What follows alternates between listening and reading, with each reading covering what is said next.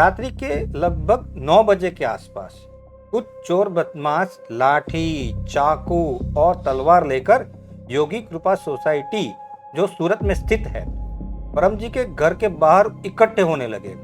शोर शराबा करने लगे। परम जी सावधान हो गए। उन्होंने घर का पिछला गेट बंद कर दिया, सामने की ग्रिल पर ताला लगाया और स्वयं वहां डट कर बैठ गए थे। घर में घुसने का प्रयत्न किया। उसी में पिछले गेट का दरवाजा तोड़ा गया।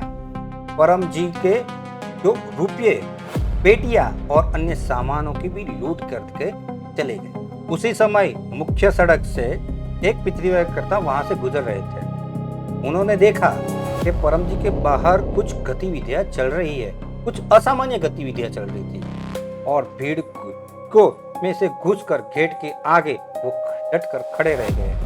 लेकिन अचानक भीड़ में से एक चोर बदमाशों ने उनके पेट में छुरा भोंक दिया।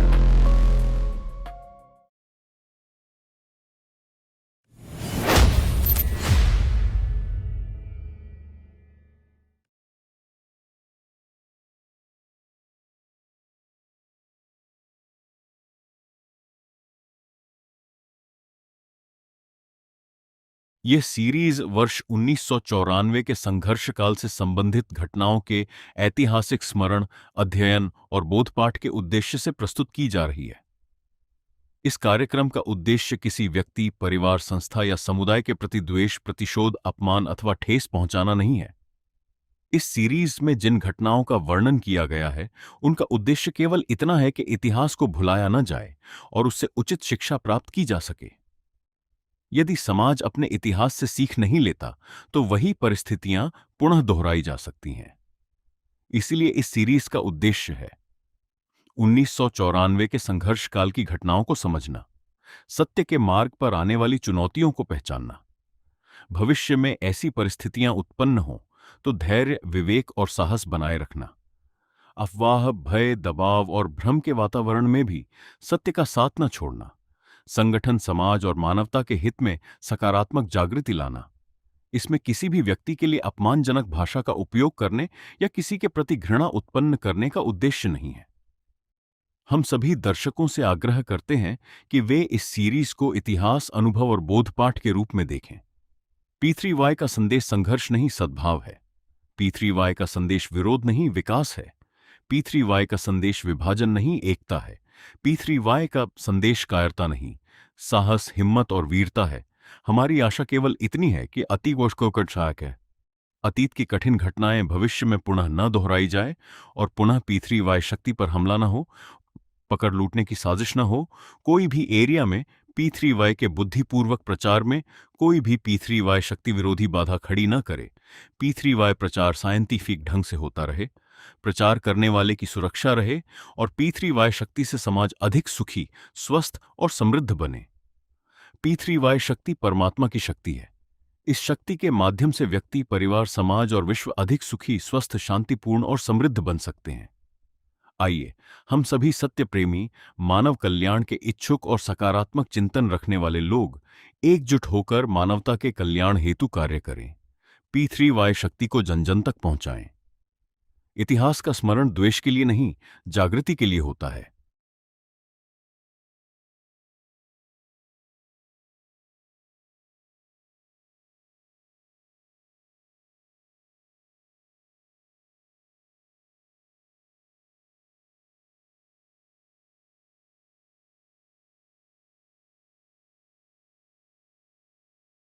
पितृवाई शक्ति से काम बने, जो परम जी की, डॉक्टर जी की बात माने और अन्य से भी मनवाए। पिछले एपिसोड में हमने जाना कि परम जी संवत केवल एक नया संवत नहीं, यह सत्य, समर्पण, ध्येय और संघर्ष की स्मृति। आज हम उस दिन की यात्रा प्रारंभ करते हैं जिसे पितृवाई के इतिहास में ब्लैक डे 1 के नाम से जाना जाता है।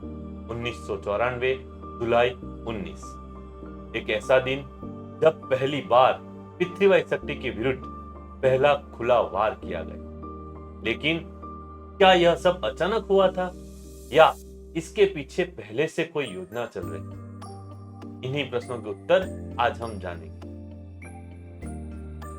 तो हमारे साथ भाविन भाई कंसारा, फिर से एक बार आपका हार्दिक स्वागत है। जिस तरह आपने पिछले एपिसोड में कहा था, तो बहुत ही उत्सुकता है और हमारा इतिहास जानने के लिए बहुत ही लोगों का रिप्लाई आया है कि हमें आगे जानना है कि क्या चल रहा है, क्या हुआ था और क्या ऐसी कैसी घटना हुई थी कि जिसके कारण यह ब्लैक डे कहा गया। धन्यवाद भाविन भाई और सभी दर्शकों का खूब खूब आभार।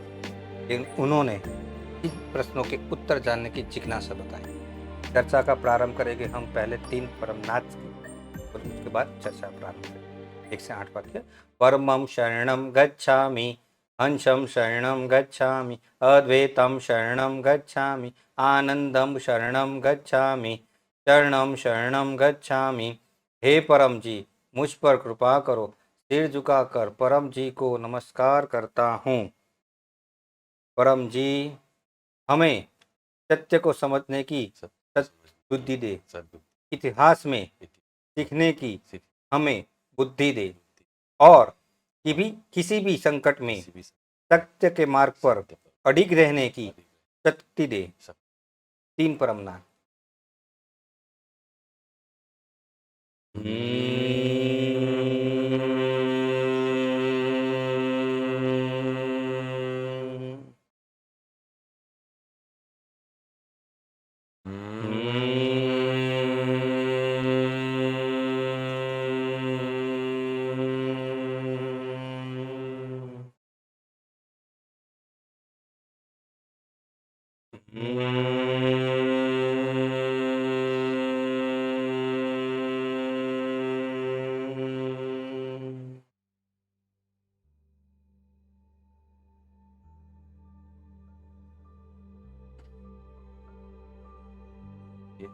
तो अब चर्चा की शुरुआत करते हैं। प्रश्नों को उत्तर में, सत्य हकीकत में जानते। तो भाविन भाई, पिछले एपिसोड में अंत में आपने बताया था कि यह संघर्ष की शुरुआत है, यानी कि 1994 19 जुलाई संघर्ष की शुरुआत है। तो मेरी उत्सुकता यही है कि क्या जुलाई 19 को ऐसी घटना अचानक हुई थी या उससे पहले उसके कोई संकेत मिलने लगे थे? वर्ष 1994 देश के लिए यह केवल एक वर्ष ही था, लेकिन पृथ्वीबाई परिवार के लिए यह एक परीक्षा का वर्ष था।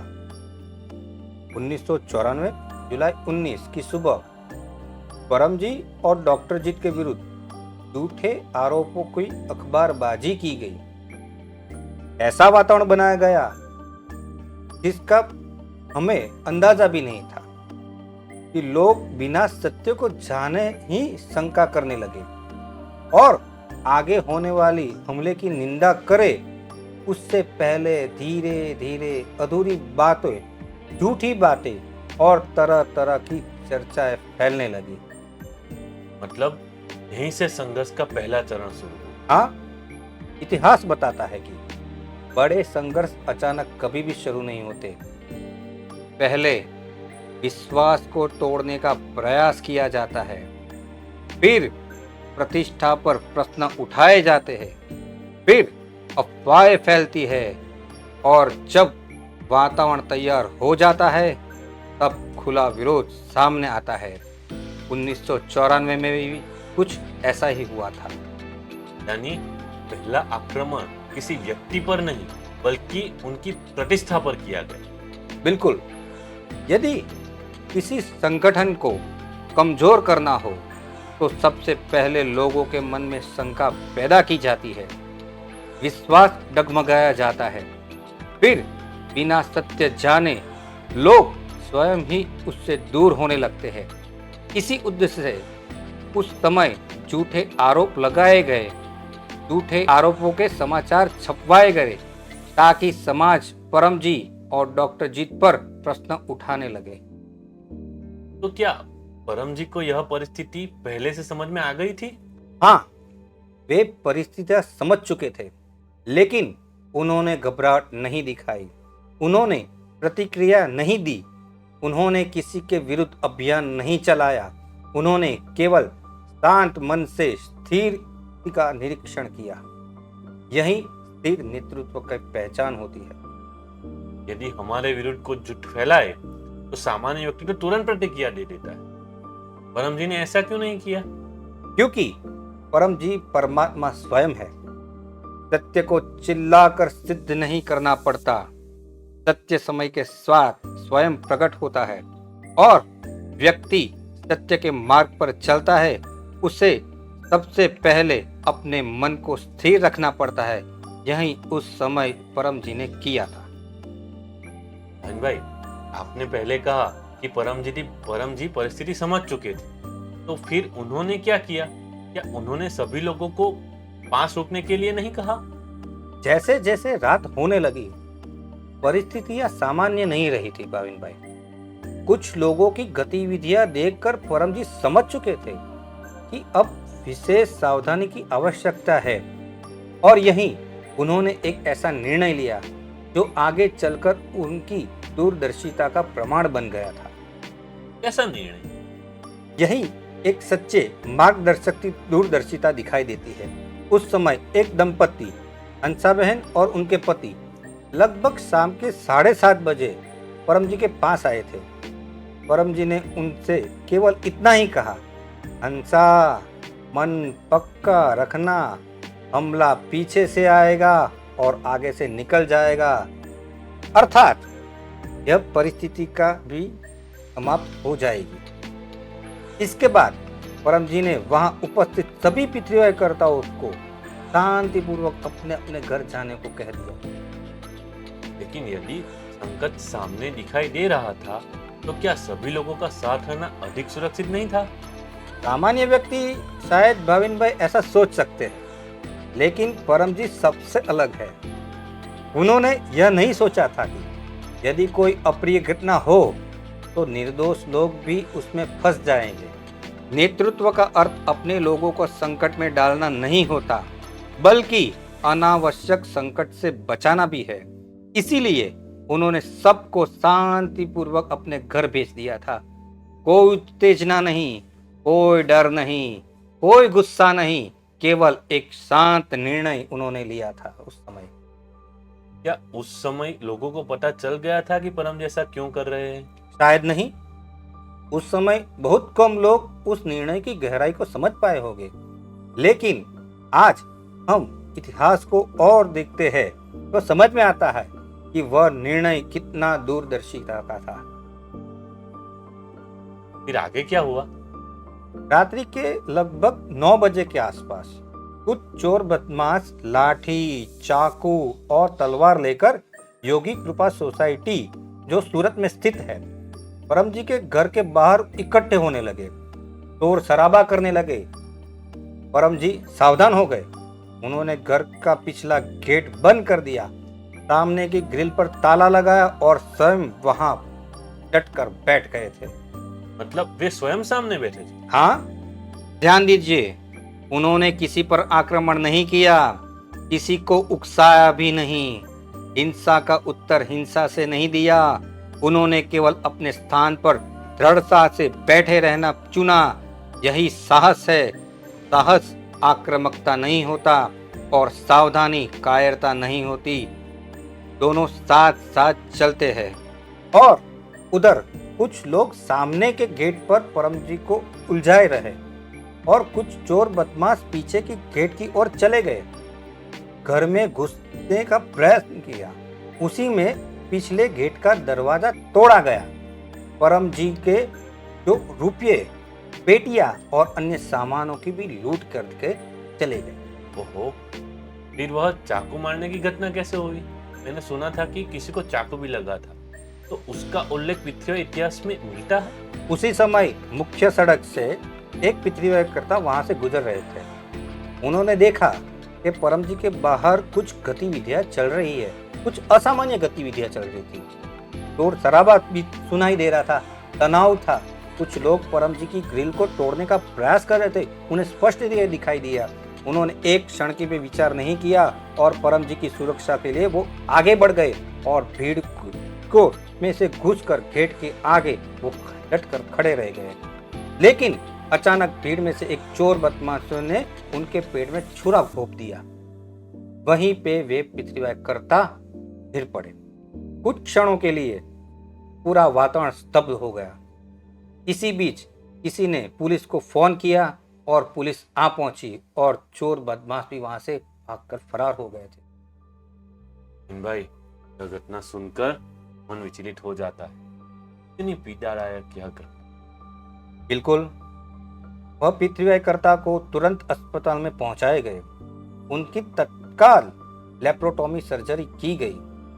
परम जी की कृपा और समय पर उपचार से उनका जीवन बच गया था। लेकिन उस रात के बाद परिस्थितियां बदल चुकी थी। अब केवल मतभेद नहीं था, अब यह परम जी को लूटने का षड्यंत्र स्पष्ट दिखाई दे रहा था। यह घटना केवल पीड़ादायक ही नहीं, बहुत कुछ सिखाने वाली भी। लेकिन मेरे मन में एक प्रश्न है, आज के समय में इस घटना से हमें क्या सीख लेनी चाहिए? बहुत अच्छा प्रश्न। 1994 में लोगों की राय बनाने का सबसे बड़ा माध्यम था समाचार पत्र, और आज के समय में सोशल मीडिया है, वीडियो है, पोस्ट है, व्हाट्सएप मैसेज है। कुछ ही मिनटों में कोई भी समाचार को लाखों लोगों तक पहुंचाया जा सकता है। लेकिन क्या जो दिखाई दे वही संपूर्ण सत्य होता है? क्या यही सोचने की एक बात है। यही बात आज सबसे अधिक सोचने की। यदि किसी व्यक्ति या किसी संस्था के विरुद्ध कोई वीडियो आ जाए, कोई पोस्ट वायरल हो जाए, तो हमें क्या करना चाहिए? यही पृथ्वीराज ब्लैक डे 1 का सबसे बड़ा बोध पाठ है। पहले तो उस बात पर तुरंत विश्वास नहीं करना चाहिए। बिना सोचे समझे किसी भी अफवाहों को सत्य मान लेना नहीं चाहिए। सत्य को समझने के लिए तथ्य देखने पड़ते हैं, प्रूफ देखने पड़ते हैं, दोनों पक्षों को सुनना पड़ता है और सबसे महत्वपूर्ण धैर्य रखना पड़ता है। मतलब अफवाह सुनते ही तुरंत निर्णय नहीं लेना चाहिए। बिल्कुल, कमजोर मन अफवाहों के साथ बह जाता है, धीर मन सत्य की प्रतीक्षा करता है। 1994 में अखबारों में के माध्यम से जो वातावरण बनाया गया, आज वही काम सोशल मीडिया भी कर सकता है। इसीलिए जागरूक पृथ्वीराज कर्ता का एक कर्तव्य है कि वह भावनाओं से नहीं, विवेक से निर्णय ले, अपने अनुभव पर ही केवल चले। यदि इस पूरे एपिसोड को कुछ बिंदुओं में बताना, तो आप क्या कहोगे? मैं कुछ बातें कहना चाहता हूं। पहली, संकट आने से पहले उसके संकेत आने लगते हैं, इसीलिए सदैव सजग रहिए। दूसरा, संकट के समय घबराहट नहीं, मन को स्थिर रखिए। तीसरा, अफवाहें, बदनामी और दबाव देखकर सत्य का मार्ग कभी मत छोड़िए, अपने पृथ्वीराज अनुभवों को याद रखिए। चौथा, साहस और सावधानी दोनों साथ साथ आवश्यक है। और पांचवा, जो व्यक्ति सत्य के मार्ग पर चलता है उसे कभी कभी विरोध, आलोचना और संघर्ष का सामना करना पड़ सकता है, लेकिन क्षणिक कठिनाइयों से सत्य की यात्रा कभी भी रुकनी नहीं चाहिए। आविन भाई, आपने जो यह सब कुछ कहा, उससे मुझे ये समझ में आ गया कि जुलाई 19 केवल एक तारीख नहीं, जुलाई 19 एक तारीख नहीं, एक चेतावनी भी है और एक प्रेरणा भी। मित्रों, आज हमने जाना कि बड़े संघर्ष अचानक कभी भी नहीं होते हैं। पहले संदेश का वातावरण बनाया जाता है, पहले संदेह का वातावरण बनाया जाता है, फिर विश्वास पर आघात किया जाता है, फिर दबाव बढ़ाया जाता है और अंत में षड्यंत्र सामने आता है। लेकिन उस रात और एक सत्य सामने आया। साहस आक्रामकता नहीं है और सावधानी कायरता नहीं है, और सत्य क्षणिक विरोध से कभी भी पराजित नहीं हो सकता है। अब मुझे स्पष्ट समझ में आ गया 1994 जुलाई 19 को पृथ्वीराज इतिहास में ब्लैक डे 1 क्यों कहा जाता। यहीं से संघर्ष का पहला अध्याय प्रारंभ।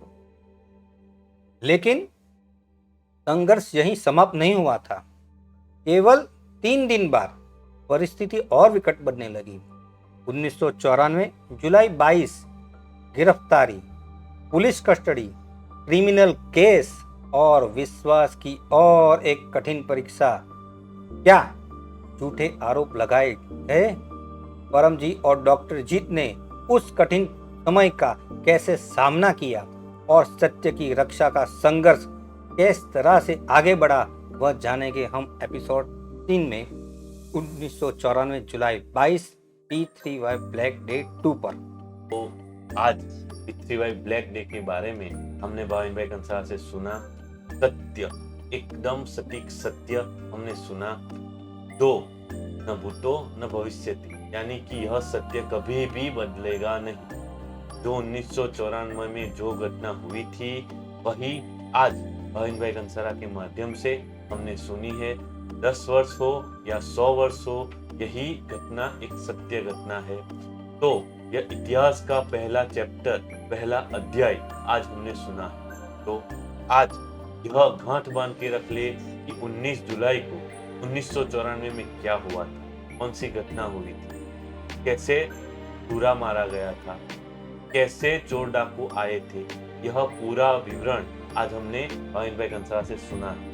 तो अपनी आने वाली पीढ़ी को भी यही सत्य घटना बतानी है। कोई तर्क वितर्क नहीं करना है, कोई एडिशन नहीं करना। तो भाविन भाई कंसारा, आपका हार्दिक आभार कि आपने हमें जुलाई 19 के बारे में एकदम सत्य घटना बताई। तो अगले एपिसोड में हम दूसरे ब्लैक डे के बारे में अवश्य जानेंगे। तो इस एपिसोड का हम समापन करेंगे। परम जी नमस्कार।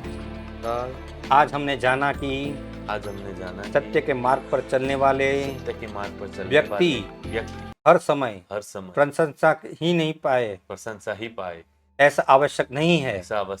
कभी कभी उसे विरोध, अफवाह और संघर्ष का भी सामना करना पड़ता। लेकिन यदि मन परम जी में स्थिर हो, यदि विश्वास सत्य पर अटल हो, तो सबसे कठिन समय भी जीता जा सकता है। आइए हम भी इस संकल्प को आगे बढ़ाए और हर परिस्थिति में परम जी के प्रति, डॉक्टर जीत के प्रति, P3Y के प्रति श्रद्धा, धैर्य और निष्ठा बनाए रखे। आज का यह एपिसोड और उसका फल परम जी आपको अर्पण। परमाइदम न मम। P3Y शक्ति से काम बने, जो परम जी की और डॉक्टर जी की बात माने और अन्य से भी मनवाए।